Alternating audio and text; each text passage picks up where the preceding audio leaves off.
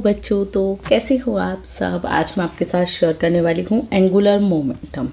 देखिए, मैं आपको जिस तरीके से पढ़ाई कराऊंगी वो आपको सच में समझ आएगा। हर एक टॉपिक का जो इम्पोर्टेंट पोर्शन है वो मैं इस अपनी पर्सनल कोचिंग में करा रही हूँ, जिसके लिए कुछ बच्चों ने मुझे कांटेक्ट किया है, तो उन्हीं बच्चों के लिए ये क्लास है। तो आप लोगों ने पेड किया है, तो आपको मैं जितना ईजी से ईजी वे में आपका टॉपिक करा पाऊँगी उतना ईजी वे में कराऊँगी, ठीक है।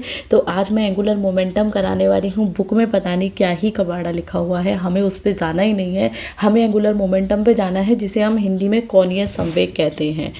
पता है आपको, इसे हम हिंदी में कोणीय संवेग बोलते हैं, और ये हमने हमारी ग्रेजुएशन में किया था, ठीक है, कोणीय संवेग। बट इंग्लिश में एंगुलर मोमेंटम आ गया, बच्चे कंफ्यूज हो गए, मैम ये समझ नहीं आ रहा, ये समझ नहीं आ रहा। बट मैं आज आपको उसे समझाने वाली हूँ बहुत अच्छे से, ठीक है। तो चलो पहले थोड़ा सा इंट्रो ले लेते हैं। Angular momentum is possessed by a rotating molecule and an electron around an atom, ठीक है। यानी कि देखिए, फॉर एग्जाम्पल मैं यहाँ पे इसे लॉन्ग करती हूँ, या ये है हमारे कोई भी पार्टिकल, ये यहाँ से एक्स पे जा रहा है, ठीक है। तो ये तो इसकी क्या हो गया, एक नॉर्मल मोमेंटम हो गया, ठीक है। बट अगर यही मोमेंटम यहाँ से यहाँ आने के लिए होता है तो इसे हम ओमेगा भी बोल देते हैं, ठीक है, मोमेंटम को। तो ये जो यहाँ से यहाँ आने के लिए जो मोमेंट हुआ है, ठीक है, इस पार्टिकल का ऐसे राउंड शेप में रोटेट होना, एक पॉइंट को लेके उसके चारों तरफ घूमना भी मैं इसे बोल सकती हूँ कि लाइनर पॉइंट लेना, लेके किसी पॉइंट के चारों तरफ से जो वो पार्टिकल यहाँ से देखो, यहाँ से ऐसे जो घूम रहा है उसे हम कोणीय संवेग या एंगुलर मोमेंटम बोलते हैं, ठीक है। यानी कि सीधा मोमेंट ना होके रोटेशन में, राउंड में एक किसी भी पार्टिकल का घूमना, ठीक है, या किसी भी पार्टिकल के कोई गति, जिसे मैं बोल सकती हूँ रोटेशन जो होता है, उसे हम एंगुलर मोमेंटम बोलते हैं। इसका थोड़ा न्यूमेरिकल पोर्शन हम समझते हैं। एंगुलर मोमेंटम को हम जे से डिनोट करते हैं, और इसका फॉर्मूला हम लिखेंगे आर मल्टीप्लाई पी। आर यहाँ पे क्या होगा, आर होगी हमारी दूरी और पी होगा संवेग। यानी कि किसी, ये जो पॉइंट हमने लिया था कि इसके चारों तरफ जब ये घूम रहा है तो इसकी दर का क्या होगी, प्लस इस पे जो द्रव्यमान होगा, वो जो संवेग लगा हुआ है वो कितना होगा।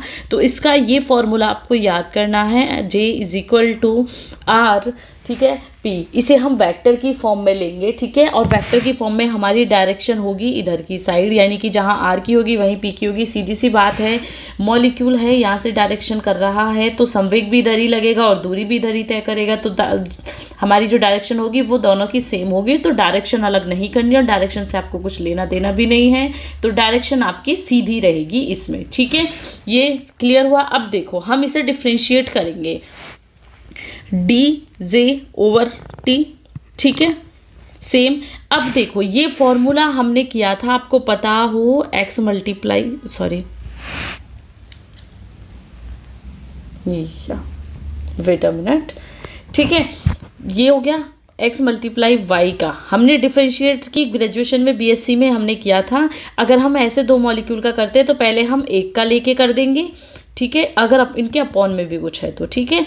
फिर हम एक को यूं ही छोड़ देंगे, फिर हम दूसरे को यूं ही छोड़ देंगे और एक को डिफरेंशिएट कर लेंगे, ठीक है। देखो लिख के बताती हूँ, अब आपको थोड़ी गलती हो जाए। फॉर एग्जांपल देखो, ये एक्स मल्टीप्लाई वाई है अपॉन टी, ठीक है, ये ही लिख लो आप। डिफरेंशिएट करा हमने, तो हम क्या करेंगे, पहले हम एक्स को लेंगे, ठीक है, D x upon D T, ठीक है। यहाँ पे हम y को यूं ही छोड़ देंगे, प्लस फिर हम d y upon D t गुना एक्स, तो फिर हम दूसरे को लेंगे, पहले को यूं ही छोड़ देंगे। ये हमने ग्रेजुएशन में किया था। मैथ की स्टूडेंट मैं भी नहीं हूँ, आप भी नहीं हो, बट इतना आपको याद रखना है, ठीक है।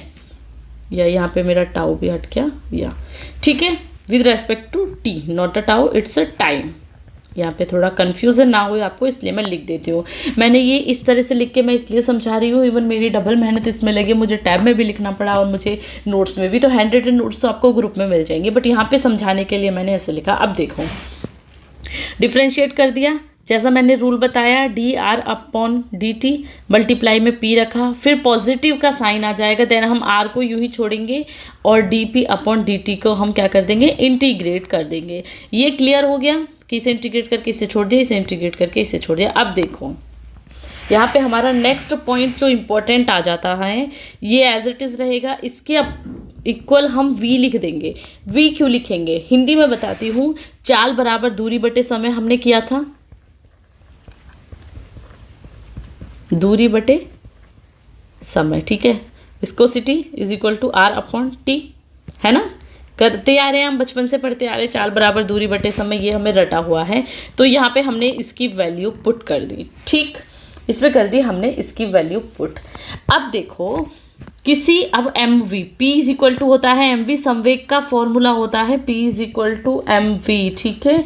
ये फॉर्मूला आपको शायद आया होगा, आपने बहुत बार किया होगा, मैंने तो बीएससी में किया था, आपने भी बीएससी पे किया होगा।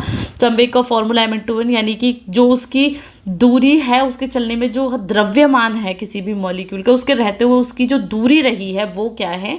हिंदी में आप इसे कहीं और से भी देख सकते हो, ठीक है, बट आपको मेरा मतलब है मेनली फॉर्मूला समझाना कि P is equal to M into V होता है। तो यहाँ पे हम इसकी वैल्यू पुट कर देंगे, ठीक है। R एज इट इज रह गया, अब यहाँ पे इज इक्वल टू आ जाएगा F, ठीक है। F यहाँ पे हम पुट कर देंगे। F क्यों आता है यहाँ पे, क्लियर आपको पता होना चाहिए कि जो रेट ऑफ लीनियर मोमेंटम है, मैंने आपको कराया था कि रेट ऑफ लीनियर मोमेंटम होता है D P upon D T, ठीक है। तो यहाँ पे हम F इसकी जगह पुट कर देंगे, ठीक। अब देखो ये सेम रहा। अब ये ज़ीरो कैसे हुआ, जब भी हम किसी भी वेक्टर की, ये यहाँ पे वेक्टर फॉर्म में करना, ठीक है, किसी भी वेक्टर की वेक्टर में सेम वेक्टर में मल्टीप्लाई करेंगे m into V, same vector की सेम वेक्टर में कभी भी मल्टीप्लाई करेंगे तो वो ज़ीरो हो जाती है, इसलिए ये आपका ज़ीरो आ गया। एंड ये यहाँ पे r मल्टीप्लाई f आपका क्लियर रहा है, ठीक है। तो हम ज़ीरो को पुट करके यहाँ पे मैंने एक स्टेप और लिख दिया, सो दैट कि मेरे स्टूडेंट को प्रॉब्लम ना रहे कि ये यहाँ पे सेम टू सेम आ गया है। अब देखो आपने ये भी पढ़ा होगा कि tau is equal to R into F होता है, नहीं पढ़ा तो अब पढ़ लेना। और टाउ मैं हिंदी में बता देती हूँ, इंग्लिश में तो याद नहीं होगा। बल आघूर्ण पढ़ा था आपने कभी, बल आघूर्ण सबने पढ़ा होगा, अब तो उस नाम सुन के सबको याद आ गया होगा, ठीक है। तो बल आघूर्ण का फॉर्मूला क्या होता है, दूरी गुना बल, ठीक है। तो हो गया ना, टाउ इज इक्वल टू दूरी गुना बल, और ये भी क्या है, दूरी है, ये बल है, तो इज इक्वल टू हम टाउ भी लिख देंगे। तो यहाँ पे हमारा जो एंगुलर मोमेंटम की जो दर होगी, ठीक है, जे, वो होगी टाइम के साथ साथ आघूर्ण की पॉइंट जो है, यानी कि जो पॉइंट है, ठीक है। तो जे इज इक्वल टू कोणीय संवेग की दर, ठीक है, कोणीय संवेग की जो दर होगी, ये तो आपका कोणीय संवेग हमारा हो गया, ठीक है। तो कोणीय संवेग की जो दर है वो आपकी बल आघूर्ण होगी, ठीक है। हिंदी में तो आप थोड़ा डिस्टर्बेंस भी हो रहे हो तो नहीं रखना थोड़ा भी कन्फ्यूज़न। या फिर से लिखती हूँ, देखो D J upon D T is equal to tau. अब देखो यहाँ पे हमारा मेन पॉइंट क्या आएगा कि कोणीय संवेग की, है ना, ये कोणीय संवेग है, कोणीय संवेग की जो दर है, दर आपका टी टाइम जो है ना दर, तो जो कोणीय संवेग की दर है वो आपके बल आघूर्ण होता है। तो ये आपका एक सिंपल पॉइंट एंगुलर मोमेंटम मैंने एंड कर दिया, ठीक है। अब इसमें एक और इम्पॉर्टेंट पॉइंट है, वो मैं आगे डिस्कस करती हूँ, angular momentum for a special point, वो क्या है वो हम नेक्स्ट इसी में देख लो, ठीक है। ये दो टाइप से क्वेश्चन आता है, तो मैं दोनों टाइप इसी में करा देती हूँ आपके। तो इस पॉइंट को देख लेते हैं, एंगुलर मोमेंटम फॉर या ऑफ प्योरली रोटेटिंग बॉडी, यानी कि किसी स्पेशल पॉइंट है उसकी जो रोटेटिंग बॉडी है उसके लिए एंगुलर मोमेंटम क्या होगा। पेपर में आएगा या तो एंगुलर मोमेंटम सिंपल आएगा तो दोनों दे देना, या सिर्फ आया है प्योरली रोटेटिंग बॉडीज़ के लिए तो ये देना है जो अब कराऊंगी, और नॉर्मल एंगुलर मोमेंटम आएगा तो जो मैंने ये पीछे आपको कराया है वो आपको देना है। अब देखो हम लेट अ पार्टिकल, ठीक है, हम कोई पार्टिकल लेते हैं, पार्टिकल जिसका मास है m, ठीक है, और ये किसी पॉइंट के चारों तरफ एंगुलर मोमेंटम कर रहा है, और इसकी डिस्टेंस कितनी है यहाँ से r, हमें पता है ना दूरी r। तो हम क्या लिखते हैं, एंगुलर मोमेंटम को हम यहाँ पे l से डिनोट करेंगे, m v आर, चाल मास और आर दूरी, ठीक है। इसे हम ऐसे भी लिख सकते हैं एल टोटल। मैं आपका टाइम वेस्ट ना करके चीज़ों को सीधे सीधे बता रही हूँ। देखो एम टोटल को हम ऐसे भी तो लिख सकते हैं,